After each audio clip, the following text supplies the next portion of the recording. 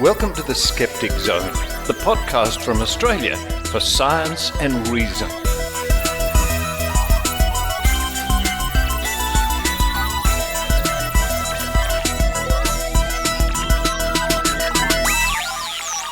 The Skeptic Zone podcast, yes, and this is episode 912 for the 29th of March 2026.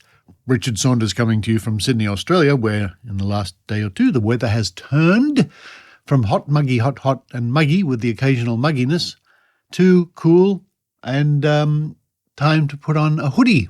My goodness me, what a change. In fact, it was snowing in some parts of this state just a couple of days ago. Now, we've got a lot to get through in this episode, so I'll try to get through all my introduction bits very quickly.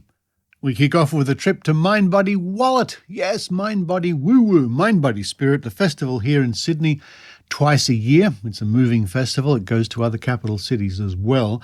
I'm joined by Lara Benham, Tim Mendham and Kate Thomas as we wander the hall of Mind Body Wallet. And what woo do we discover this time? Following that, to acknowledge the upcoming 60th anniversary of the so-called Westall UFO sighting in Melbourne, Victoria. Hello to all my Melbourne friends.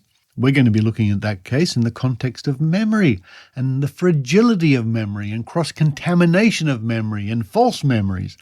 A very important and interesting psychological aspect.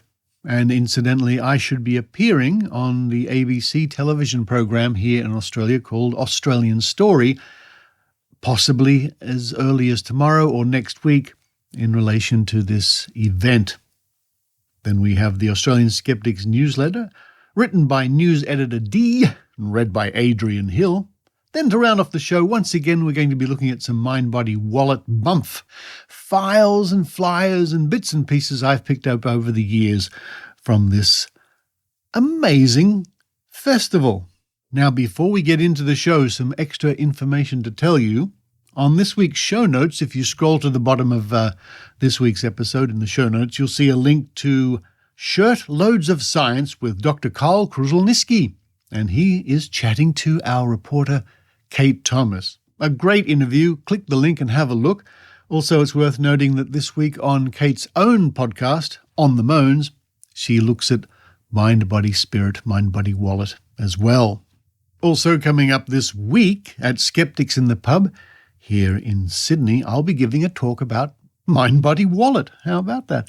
Over 20 years of adventures at Mind Body Wallet, plus even further back into history to the 1980s with historical archives and files and all sorts of craziness. Skeptics in the Pub at the Occidental Hotel in Wynyard on Thursday at 6 p.m. All welcome. Also, in the next couple of days, have a look at the Skeptics website, the Australian Skeptics website at skeptics.com.au, because it'll be your opportunity to come to Noticon courtesy of a scholarship. And this is if you're a secondary or tertiary student. And speaking of students and schools and teachers, a big shout out to my teacher friends in Victoria who went on strike just the other week, not long ago, for better conditions and better payment. And I support you wholeheartedly. I think teachers have a vital role in society, and they are often underrated, and we should give them all the support we can. And thank you to my secret agent teacher in Melbourne who was sending me photographs on the day. Just before we start the episode, sort of, here is a very interesting couple of minutes from Maynard, our reporter Maynard, who years ago recorded an interview with the late singing star Gene Pitney. Gene Pitney was touring Australia. Maynard caught up with him, and Gene Pitney had a story to tell about astrology. Cub reporter Maynard here reporting for the Skeptic Zone. And as you know, all Skeptic Zone listeners love music. All Skeptic Zone listeners love Gene Pitney. And all Skeptic Zone listeners love astrology. Here's a story from 2003. During Gene Pitney's last tour of Australia, I interviewed him, and he died in 2006 on tour in England, actually, 3 years later. It was the last time Gene Pitney was in Australia. And I asked him about the early music business when he was trying to get deals and everything in the early 60s in New York. And his encounter with an agent who was somewhat into astrology, who didn't quite express himself in a way that Gene Pitney understood. Gene Pitney. When I first started, it was the music side. There were a lot of companies that were run by eccentrics that made it really interesting. People like George Goldner, I remember in New York, and High Weiss, and people ran like a lot of the small independent labels. They were really characters. George Goldner was always with a big giant cigar. I'll give you, for instance, the guy that brought me to New York the first time brought me into George Goldner's office to see if he would record me. I was in an outer office that had a piano, and he came crashing through the door and said, "Sing!" And I was just a green kid from this little town in Connecticut, and I said, Jesus, who is this? So I sat down and I played a couple of the songs I'd been writing, and he said, "Stop." He said, "When is your birthday?" And I said, "February 17th. And he said, "Sign him." And he said, "He's an Aquarian." But I didn't know anything about the signs at the time. And I thought the guy said I was an aquarium. So when he went back in his office and stormed off again, I told the guy I was traveling with, I said, "This guy's nuts." I said, "I'm out of here." So we left and vanished. And years later, he heard the story back and he came to me somewhere we were and he was roaring laughing. He said, "I can't believe I lost you as an artist because you thought I called you an aquarium." But those were the guys that ran the industry and they were bigger than life. Unfortunately, now it's more like all accountants. It's all money and it's all bottom line, and it doesn't have the same ring to it, I don't think, that it had then, the same excitement value. Thank you, Maynard. What a strange nugget that was from your archives. And you can head to maynard.com.au for more Maynard madness. Anyway, now it's time for me to run downstairs and run out the door. Run to the bus. Petrol's too expensive. I got to run to the bus. Wait for the bus. Here it comes. Jump on and jump off at Cinnabon. Series of baked goods. Cinnabon. While I do that, I hope you enjoy the Skeptic Zone.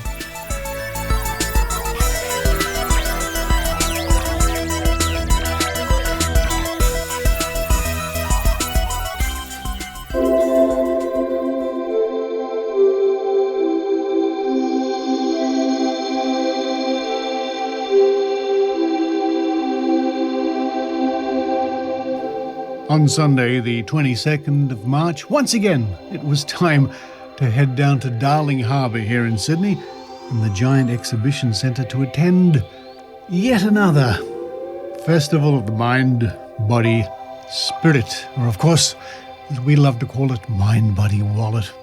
I was joined by the Secretary of Australian Skeptics, Lara Benham, the former editor of the Skeptic magazine, Tim Mendham, and reporter Kate Thomas.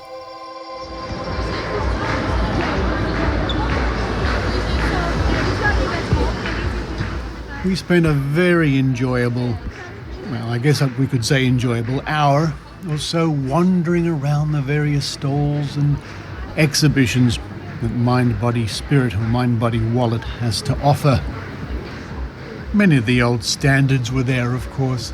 We had the aura photography, we had various people selling all kinds of filtered water. More on that soon. People chanting, people humming, people offering us all sorts of wondrous treatments for whatever ails us.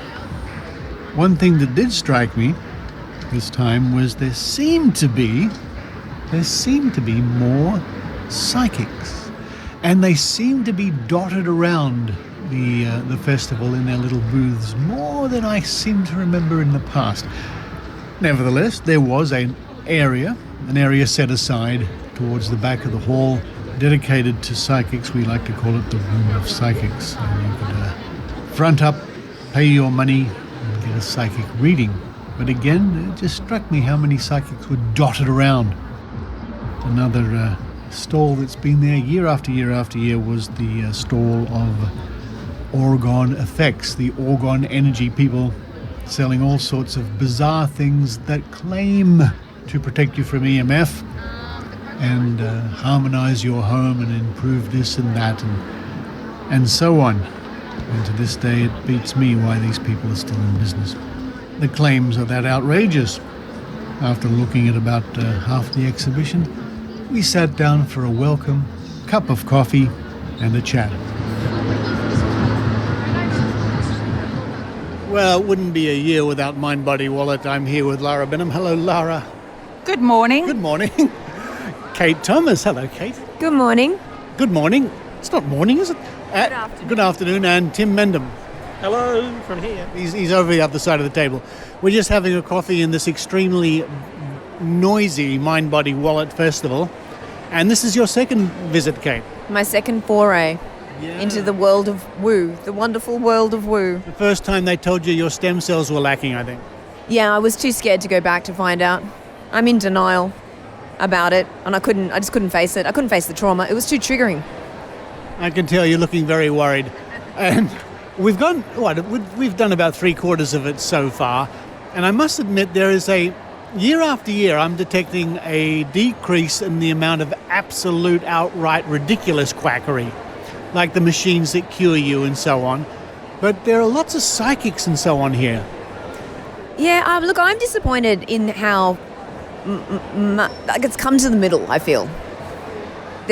I want more outrageous whackery. There might be some. Now, Tim, you've seen more than us. Is there more outrageous quackery to come? No. Oh, okay. In fact, what I've noticed is actually there's very little of the classic outrageousness. There's a couple of iridologists, there's an aura person, there's one astrologer. Only one. And I'm very disappointed, actually, that I haven't seen more of that.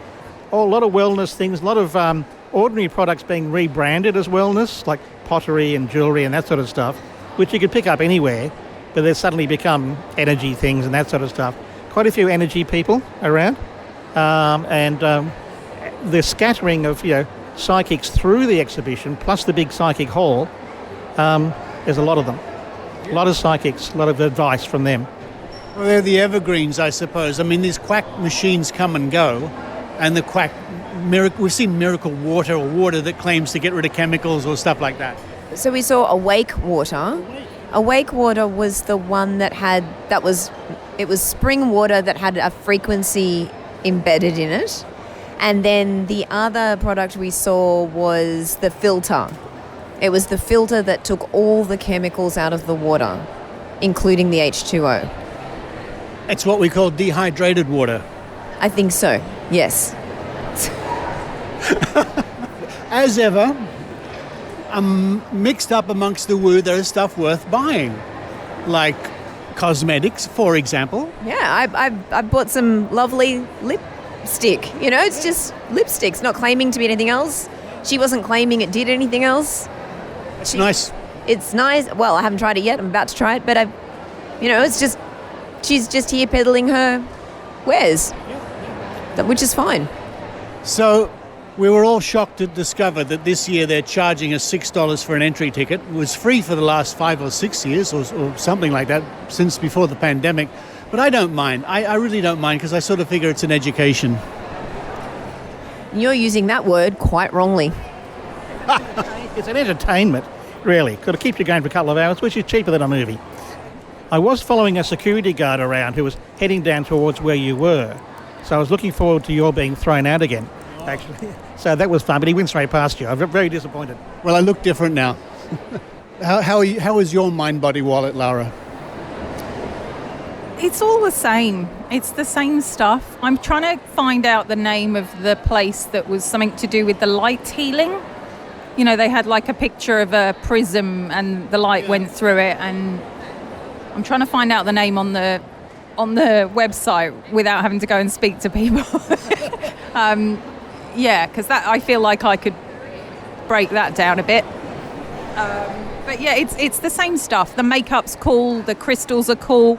So we also had some Awake Water. Yes, I'm awake now. Yeah. Water will do that. We also found another water. There's quite a few of them, actually, that the filters that claim to be able to make the water better. One that claimed to remove all chemicals. And I just wanted to go and ask them, are they aware that water is in fact a chemical? But they're obviously not aware. Okay, we're looking at a graph here on one of the flyers from one of these water filter people. And it says here What it removes is the title. what it removes. Fluoride, 2. It removes 2 fluorides. There's no... What does it mean? No, but that's our point. No microplastics, or am I misreading that?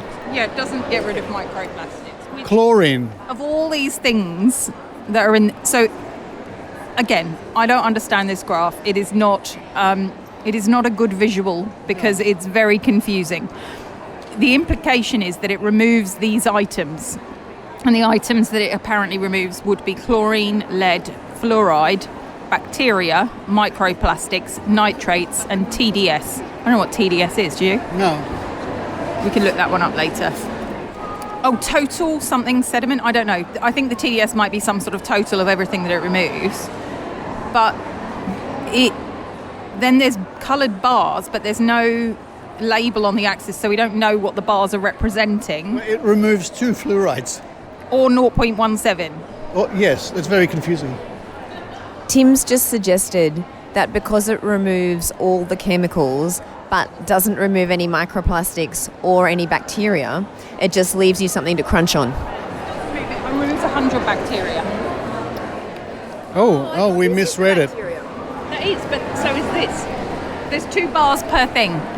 Oh, there's 2 bars per thing. So maybe the first bar is how much was in there to begin with, and the second bar is how much was left. Who knows? Oh, I see. I don't know if that's true. I didn't understand that. No, I'm making it up. Like, I'm just saying... So are they. That's probably the best thing I can come up with as to what this is trying to show. I think you're right. So Why does microplastics not have more than micro... I'm not even a marketing person. I hate sales, but I could sell this a lot better. That removes all of the microplastics. And this is how they're publicising that? Like, that's poor. It's very poor, considering we couldn't even understand it. Well, yes, I must say, a typical mind-body wallet. Thank you, everybody.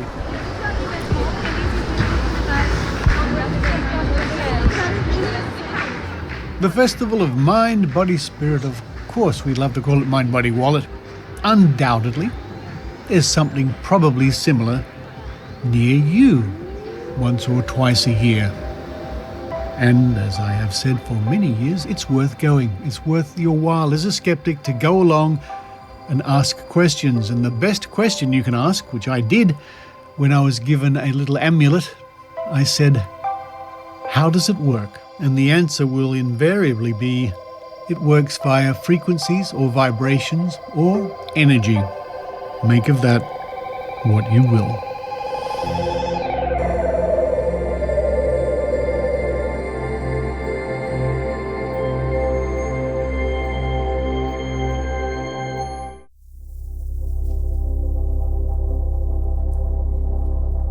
Are you tired of your hormones having boundaries?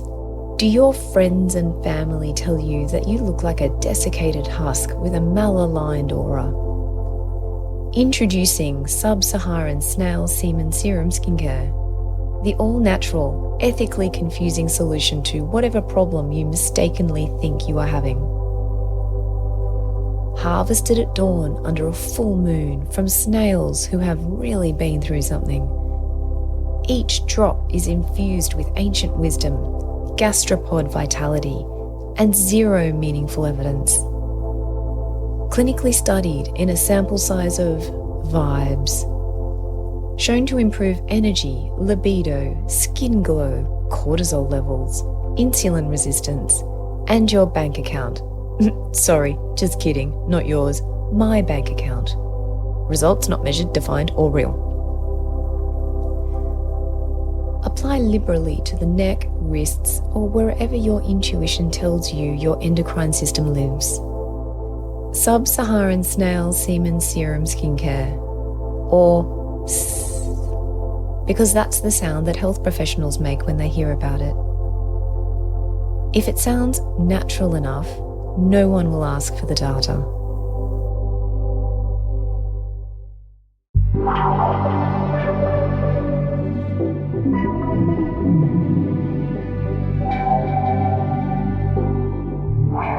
The 6th of April will mark the 60th anniversary of the so-called Westall UFO event. This is a case where something floated by a high school was seen by various students and possibly teachers, depending on the account you read. This is a story that's been picked up and ran with by the UFO business for a long time now.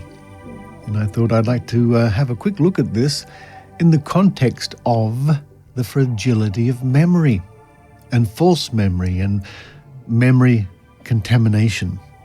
Now, I was interviewed by the ABC television program Australian Story, who are running a report about this. And I found it interesting that they're downplaying the alien/UFO aspect, which is so commonly referred to when you're researching this story. Now, there's an excellent report over at the Skeptoid podcast from 2010. But if we look over at Wikipedia, the Westall UFO was a reported UFO sighting in Australia that occurred on the 6th of April 1966 in Melbourne, Victoria. The object was observed by multiple individuals, including students at the Westall High School. Specific details vary between accounts, which increases the difficulty of identification. The sighting has been commemorated with documentaries, reunions, and a local UFO playground. And there seem to be three main contenders here to what exactly was seen in and around or above or beside the high school at the time. The first one is a weather balloon, which is a candidate for sure. The second one, which is more interesting in my opinion, is something called Project Highball. Now, this was high-altitude balloons that were released to monitor levels of radiation in the atmosphere. And these balloons were released from a place called Mildura, and many, documented, were blown off course. And it is entirely possible that one was blown off course and made its way to Westall High School and floated around the area. Now, this possibility does account for other aspects of the story, like aircraft following the object and government officials visiting the high school. The third explanation put out there, the most unlikely one, of course, is that it was an alien spaceship, possibly piloted by an alien or robotic, who knows, that buzzed the school, landed and took off again, chased by military aircraft. Anyway, let's look at this whole story in reference to the fragility of memory. On the morning of the 6th of April, hundreds of students and teachers at Westall High School in Clayton, South Melbourne, witnessed something extraordinary. A silver-grey disc-shaped object descended towards a patch of bushland known as the Grange, hovered silently, possibly landed, depending on the witnesses, and then vanished. There were many witnesses. Estimates range from over 100 to more than 200 individuals. Some estimates have them as less. And the event occurred in broad daylight on a clear autumn morning. Now, with all those witnesses, you would expect to have many, many reports, which indeed we have over the years. But 60 years later, the accounts of what happened on that day remain fractured, contradictory, and some are hotly contested. Some witnesses report a single craft. Others recall three. Description of the object's colour, size, shape and behaviour differ significantly from person to person. The reasons for these discrepancies are not necessarily evidence of deception or confusion at the time. Rather, they illustrate a far more fundamental and disquieting truth about the nature of human memory itself. And I will state that I don't suspect, and I have never met, or nor have I ever heard anybody putting forward the idea that this event never happened. It's pretty clear something did happen. So we're not suggesting it's all made up, some big student prank or something. The problem of long-term memory recall. Memory is not a recording. It's not a video stored in the brain unchanged and replayed when convenient. Decades of research in cognitive psychology have established that memory is instead a reconstructive process. Each act of recall is, in effect, a new act of creation. Every time we remember something, we are rebuilding the experience from fragmentary clues, filling in the gaps with expectation and subsequent knowledge. The longer the interval between the original event and the moment of recall, the greater the opportunity for distortion. And that's not to say that every memory you have is wrong or completely in variance to what really did happen. For witnesses of the Westall incident, this problem is immense. The children who watched the strange object descend towards the Grange in 1966 were mostly between 11 and 17 years old. By the time researchers began systematically interviewing them, most notably Shane Ryan, a lecturer at the University of Canberra, who conducted interviews in the early 2000s, those witnesses were middle-aged adults recalling events from nearly 4 decades prior. The challenge this presents cannot be overstated. Research into long-term memory consistently shows that the passage of time produces not simply a fading of detail, but an active reshaping of what is remembered. Peripheral details are lost first. Memories peppered with emotion tend to last longer, and the overall narrative is gradually simplified and made more coherent, more story-like, more so than the original, possibly confusing experience ever was. This process of simplification is particularly relevant to the Westall case. In 1966, accounts collected immediately after the event by local newspapers, by the Victorian Flying Saucer Research Society, and by individual investigators show considerable variation and uncertainty. Witnesses at the time described the object in terms that range from a weather balloon to a round humped silver disc. Some saw one object, some recall 5 accompanying aircraft behaving strangely. The physical evidence left at the Grange, a circular area of flattened or scorched grass, was itself disputed, with witnesses offering different accounts. 1 circle, 2 circles, 3 circles, and different descriptions of the condition of the grass. These variations, occurring within days of the event, are already striking.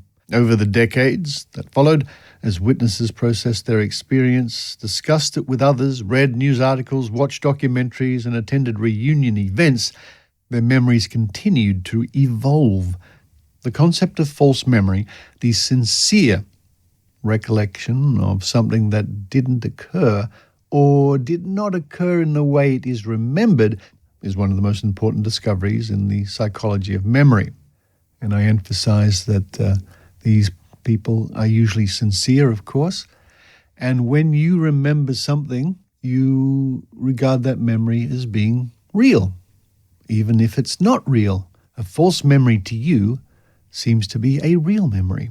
More recently, we have the work of Elizabeth Loftus and her research into false memory that has repeatedly demonstrated that it is possible for individuals to vividly and confidently remember events that never happened, or to incorporate fictional details into genuine memories without any awareness that they are doing so. The classic method for inducing false memories in experimental settings involves the simple act of suggestion, asking a leading question, implying that a detail was present, or exposing a subject to a misleading account of an event they witnessed. And indeed, a documentary made some years ago, I think in the order of 16 years ago, had some of the students from Westall undergoing hypnosis to recover lost memories. And that, of course, is pure pseudoscience. Now, we weren't there. We simply weren't there. But we can speculate. And it seems to me that the events that happened on that day were very conducive to produce false memories. The event itself was brief, depending on which account you read, somewhat chaotic and emotionally charged. Students were running, shouting, and crowding towards the fence line. The object, whatever it was not visible for long, again, according to which account you read.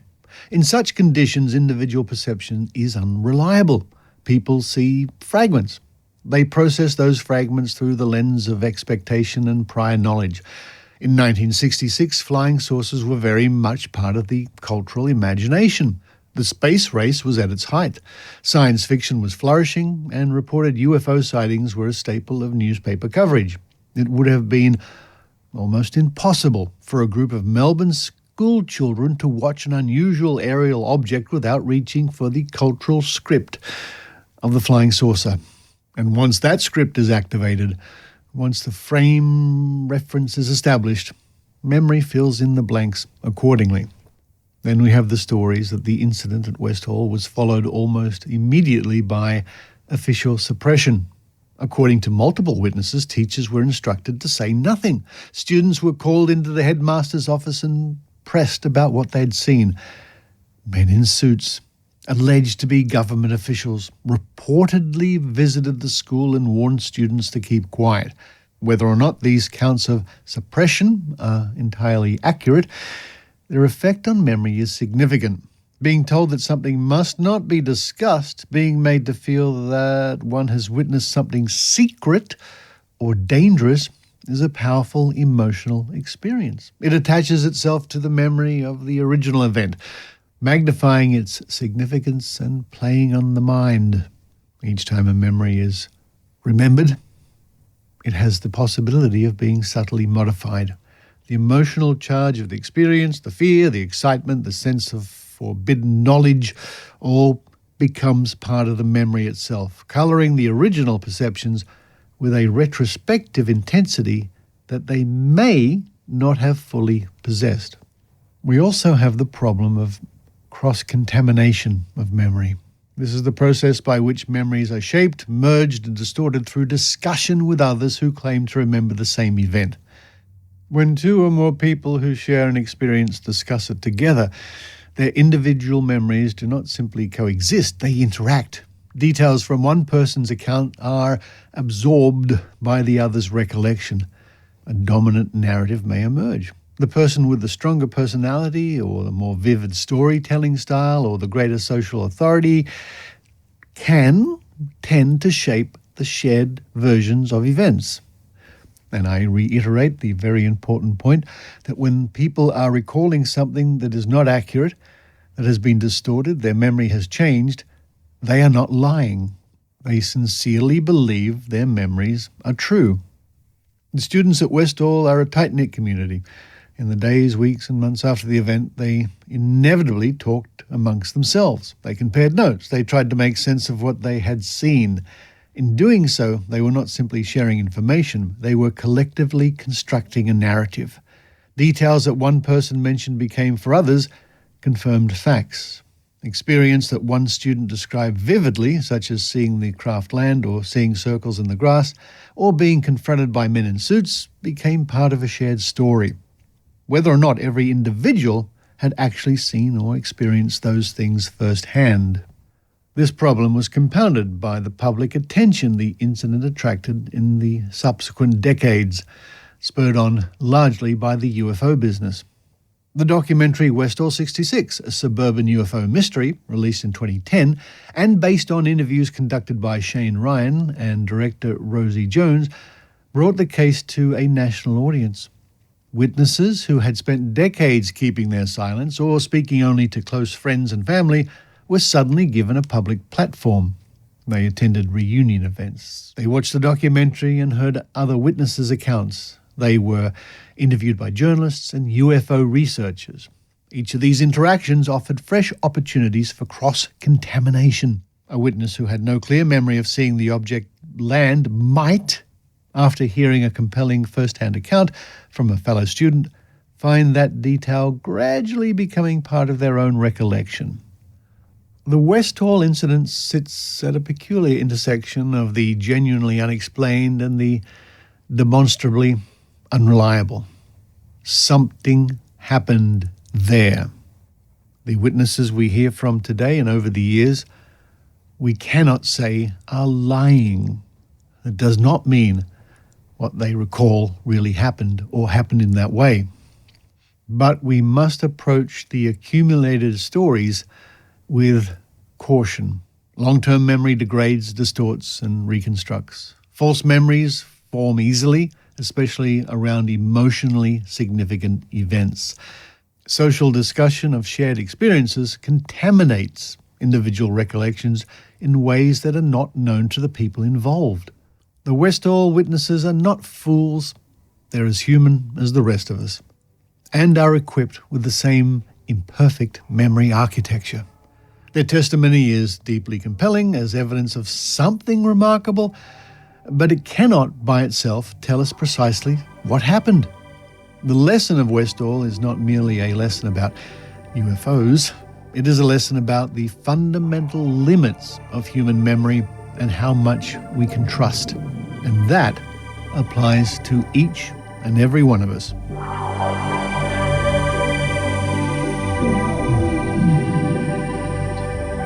The Westall event of 1966, a classic case of a modern Australian mystery and a good opportunity for us to examine the fragility of memory.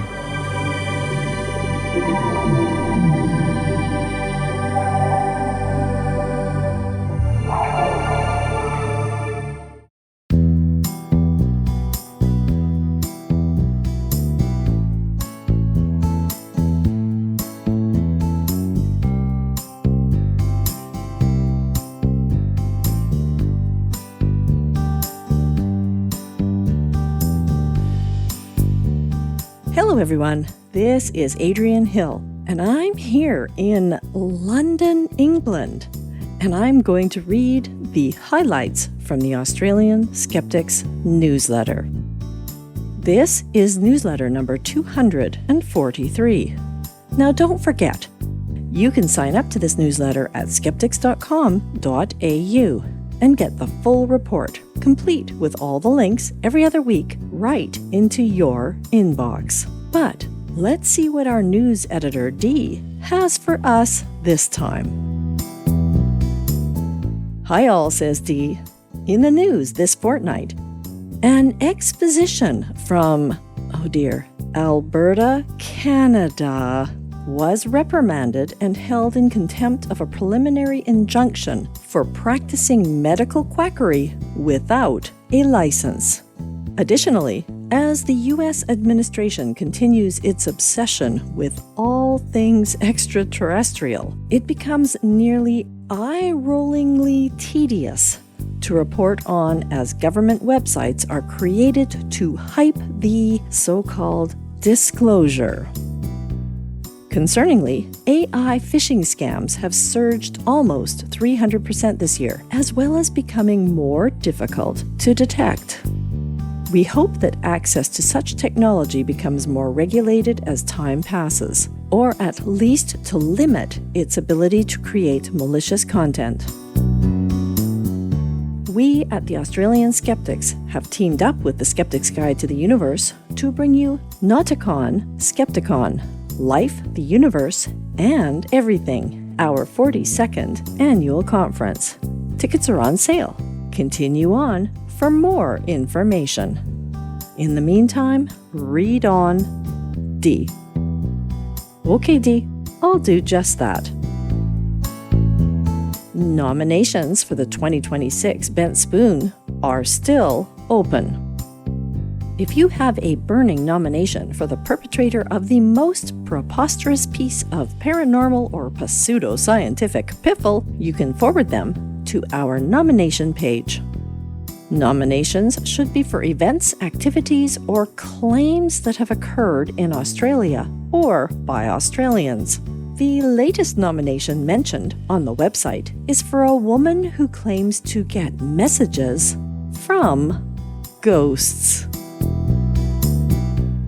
SETI readings may be being disrupted by space weather.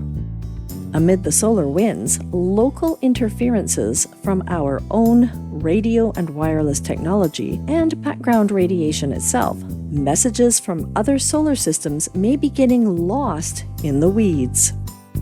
SETI, or Search for Extraterrestrial Intelligence, believes there's a chance they may have missed prior communiques. Also, U.S. government registers aliens.gov internet domain. Any day now? Oh, we wonder. Based on the tremendous interest shown, U.S. President Trump says he'd declassify all UFO secrets over a month ago, but only now have they registered the website domain for aliens.gov, which is a bit of a slow roll, if you ask me, especially since UFO abductions tallied, tabulated, and taciturn, a handy database of UFO sightings and hotspots across the U.S. is available. As the most common country to find aerial phenomena in, by far with nearly 200,000 sightings, we can definitely say the chance that you will be abducted to be roughly 0.056%. And probing is optional. Australian measles cases rise, with fewer being immunized. There's a concerning cluster of measles cases that's emerging across Australia amid global outbreaks and a decline in vaccination rates. Health authorities in Victoria noted in early February that the increase in measles cases was linked to overseas travel, with some exposure sites being declared in Sydney, New South Wales. Meanwhile, the 2026 U.S. measles outbreak hits 1,100 with mostly unvaccinated children.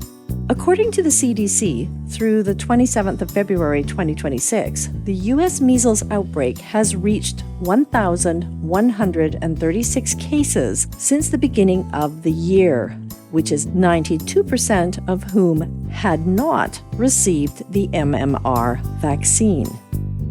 In 2 months, the U.S. had nearly half as many cases as in all of 2025.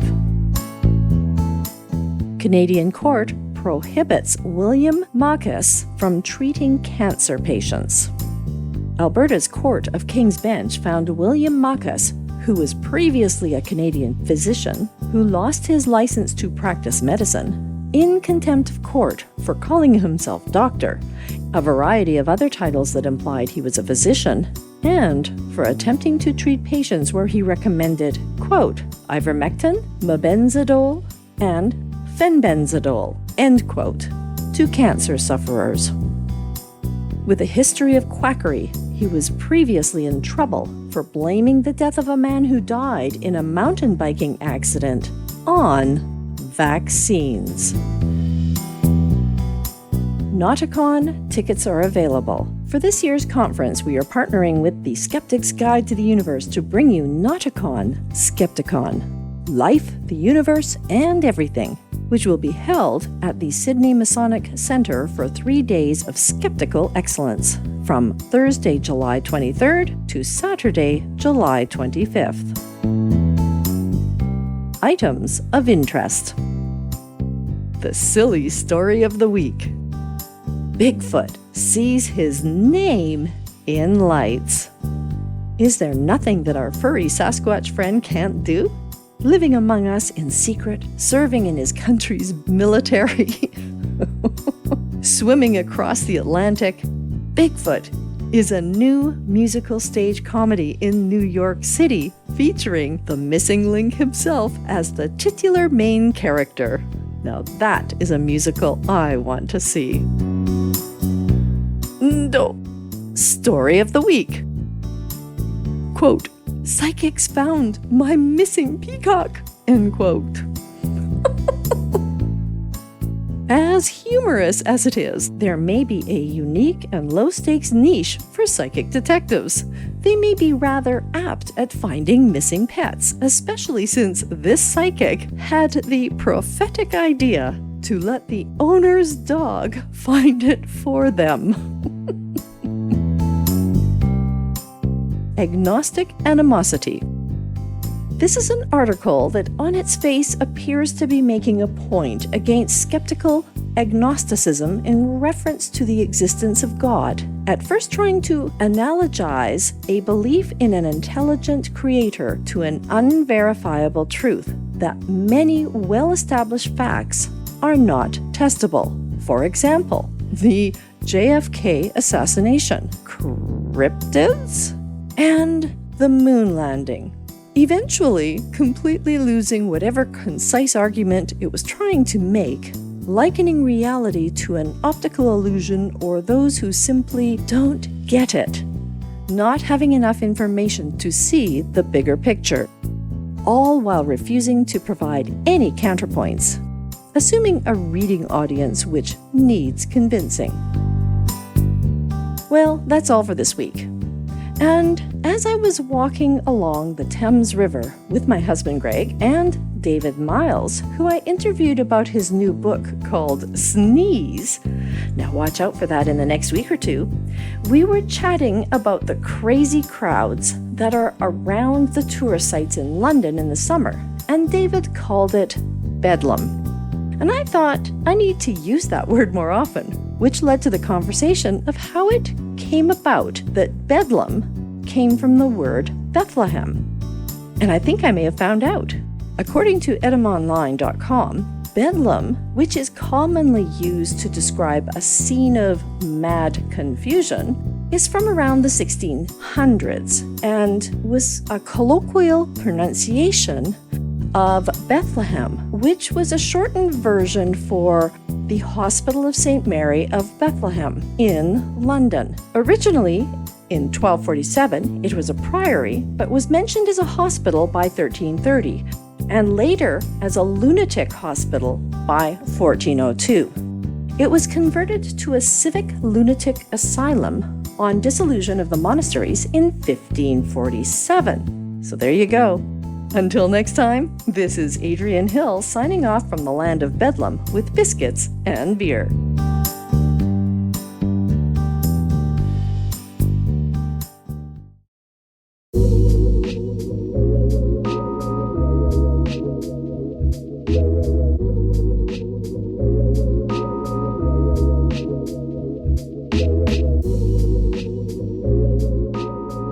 Now it's time once again to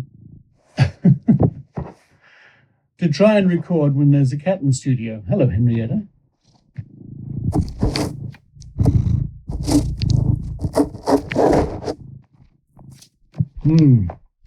She's very interested in the microphone there.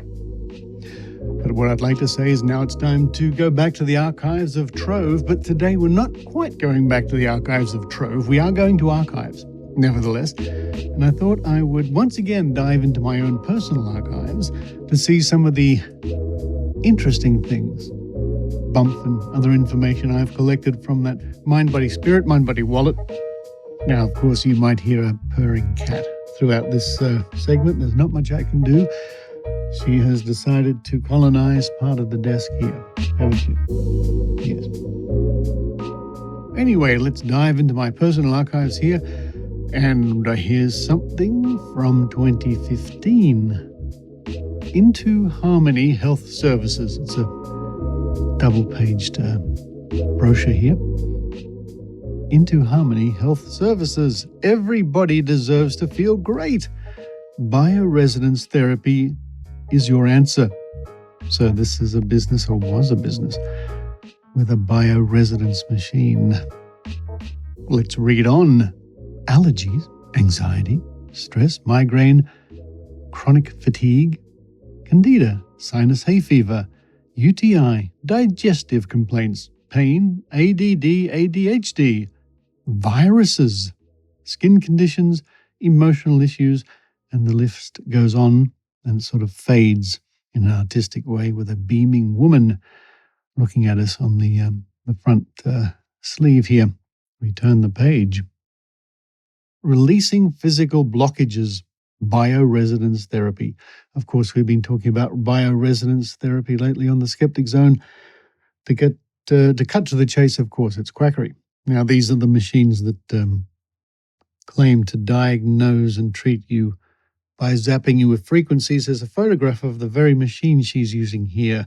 Bicom 2000 Therapy, THERAPIE.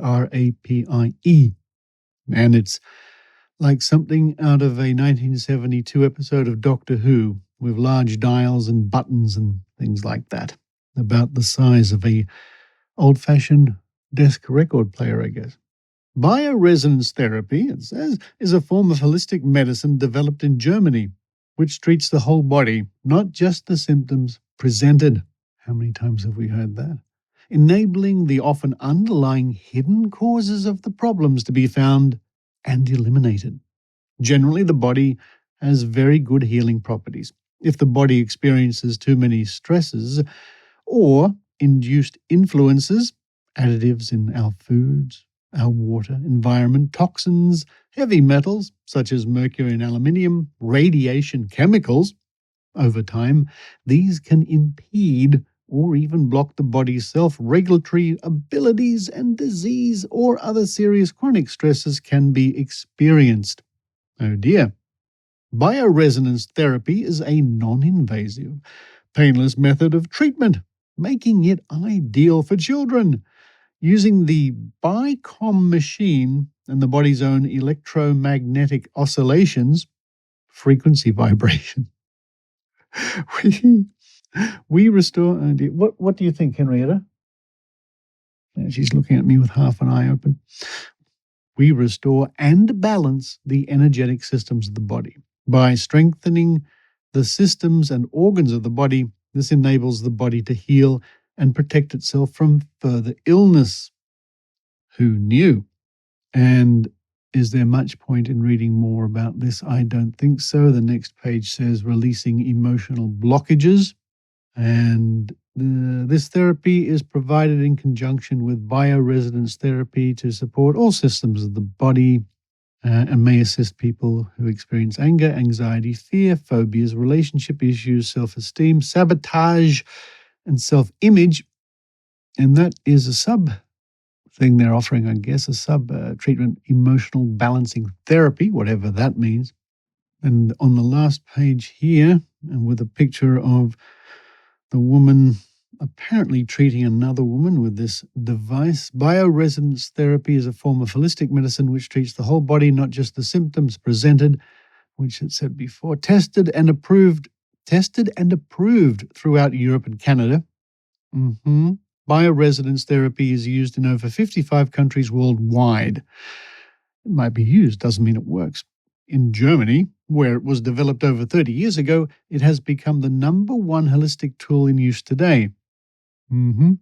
For people experiencing stress, anxiety, allergies, chronic fatigue, migraines, skin and digestive problems, virus, parasite, metal, chemical toxicity, the bioresonance BICOM machine is able to diagnose and treat.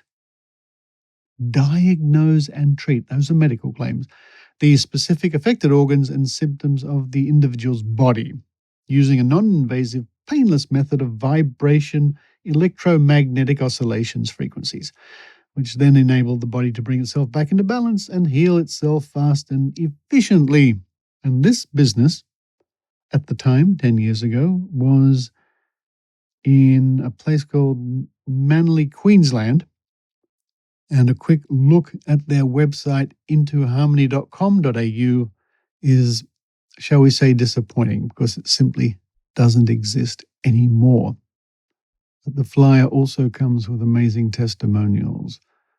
From bed bound for half the day to being able to function in a normal manner, says one person. And look, I won't bother going on. They're just short sentences saying how good this machine is. I mean, I don't know for sure. I guess I could find out, but we would hope that this business was prosecuted.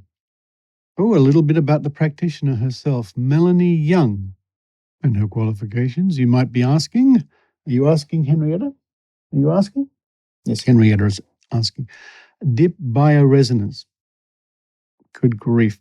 Or certified for allied health assistance, certified EBT, EFT practitioner, certified neuro-linguistic programming practitioner, MIBPA,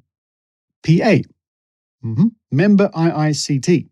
For over 30 years now, I have been passionate about health and wellness, being diagnosed and treated for thyroid cancer at 28 years of age and having survived a horrific car accident 10 years later with injuries which left me incapacitated for 12 months. I embarked on a journey of self-discovery and a more holistic approach to balance and wholeness. My journey has included years of personal development, training, and coaching with world-leading authorities in life skills. I formalize these teachings and my knowledge with completing a diploma in bioresonance therapy, certificate 4 in nutrition, and various certified emotional balancing techniques. I now bring these combined therapies to you. If you have tried everything else and nothing has provided permanent results, call me now. Now, looking in my file here from the year 2013, I have a photograph of a card or a flyer I took at the time. On it, I have written May 2013, Mind, Body, Spirit, Sydney. Stem cell breakthrough. In 2013. 100% natural and organic. Stem Enhance is a 100% natural organic product which may assist to help many health ailments faster than any other health product on the market. Wow. Rebuilding, repairing, and replacing damaged cells until your body becomes balanced. This is very good for tightrope walkers and jugglers. When the body is balanced, then disease or a debilitating health condition or conditions cannot be present. Many health professionals are calling adult stem cells, quote, the body's natural repair kit, end quote. For more information, www.super10.stemtechbiz.com. And once again, it's a case of that website having disappeared. I guess it wasn't the breakthrough they were claiming. Also that year, 2013, we have the flyer from a business which I've mentioned before, which was a naturopath who was using the Metatron machine. But in this case, the business is promoting, Mind, Body, Spirit Festival Special, Stand B09. Have you ever wondered if there is an easy, fast, and scientific test which will give you an answer about your overall health? Have you ever seen your live blood magnified 2,000 times on a large LED screen? So they were also doing live blood testing. Huh? Another classic bit of quackery. Would you like to know why your energy is so low? Do you absorb what you eat? How modern living affects your health and aging? Do you have an inflammation and what it means for your health? Are the supplements you are taking adequate? Do you need antioxidants or any other supplements? Is your liver coping with your lifestyle? Is your liver coping? She's asleep. I guess it is. Is your immune system strong? What you can do to correct and monitor all of the above? Question mark. It's not quite a proper sentence. There is a rare opportunity to do a live blood microscopy. That's a difficult word to say. At the Mind, Body, Spirit Festival and see your live blood magnified 2,000 times while our experienced practitioner takes you into the amazing journey into your body. Experienced practitioner, huh? Live blood microscopy, you know what I mean. Who came up with this word? We'll answer all those health questions and more for only $95, usually $150. Just one drop of blood is needed, and the test is painless. 20 minutes tests include LBM, consultation, and a comprehensive report with digital blood images. Supplements are extra, no doubt. And this was a business here in Sydney at the time called DH Natural Medicine, and I believe they're still using the Metatron, although it's sort of like under the table. They won't discuss it or they won't publicize it for fear of righteous action by the government. Now let's look at just one more. And this is very recent. This is only from 2023. We have something here. Take the first step. Health, healing, and hope. Want to become healthier but don't know where to start? Create a free ELIA, E-L-I-A, could be pronounced, wellness member account and start your wellness journey today. It looks like to be an app. Scan me, it says. Empowering people to whole person health.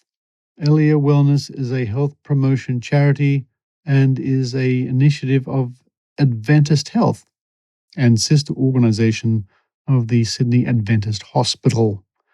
Elia stands for Empowering Lifestyle Innovation Advocates. Well, I wonder what the story is behind that. But the trouble is, there are so many of these things that come and go.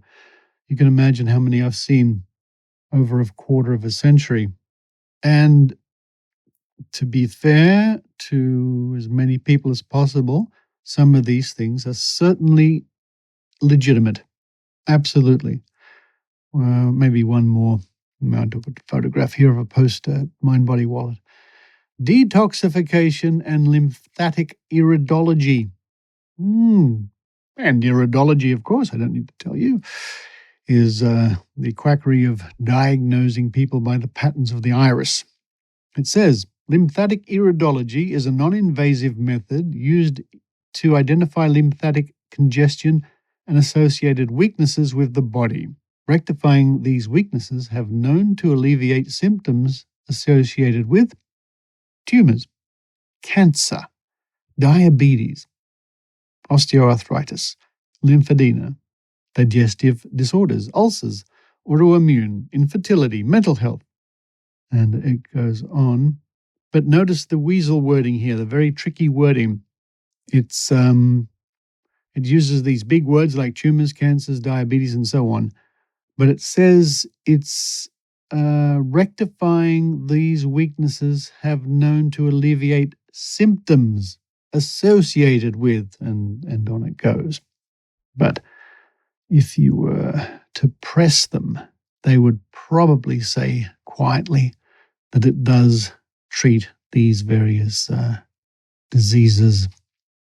Here's a good poster. Filtering. What is your urine telling you? And another one using a weaselly sort of way of promoting itself. The original organic activated turmeric paste may assist with arthritis, rheumatoid relief, aches and pains, cancer, boost immune system, diabetes, digestive reflux, Alzheimer's disease. It doesn't say this will treat, it says may assist with. And that is a classic way the wellness industry uses weasel words.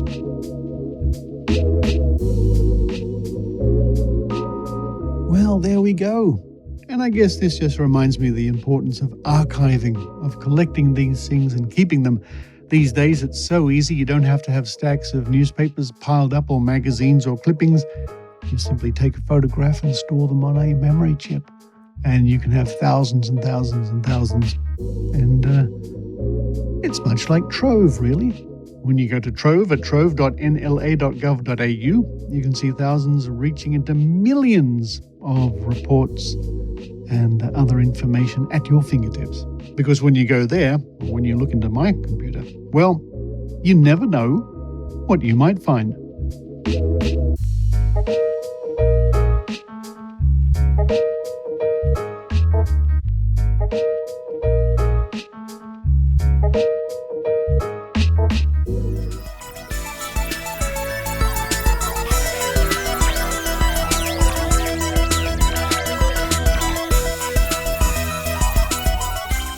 Thank you for listening to this lengthy episode of the Skeptic Zone. Coming up next week, I hope to bring you a report from the Skeptics in the Pub, where I'll be speaking on Thursday night about Mind Body Wallet. We have a report from Canada, from our reporter Kat McLeod in Edmonton. And I wish I could tell you what this is all about. In fact, I will. It's about wishes. We wish to hear you next week. Kat, before we wind up this episode, to let you know, we are keeping an eye on the activity of Barbara O'Neill, the disgraced so-called naturopath or natural health healer, who, apart from other things, advises women not to have mammograms or pap smears. Terrible advice from a woman who has been banned from preaching her ridiculous quackery in Australia. Well, looks like you can't keep a good quack down, or a bad quack. Anyway, that might be coming up in the next episode, more information about that.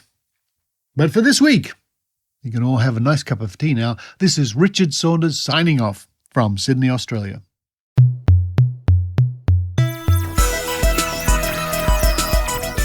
You've been listening to the Skeptic Zone podcast. Please visit our website at www.skepticzone.tv for episodes and show notes with links going back to 2008. You can follow the Skeptic Zone on Facebook, X, TikTok and YouTube by clicking the links at our homepage, together with links to support the show financially via Patreon or PayPal.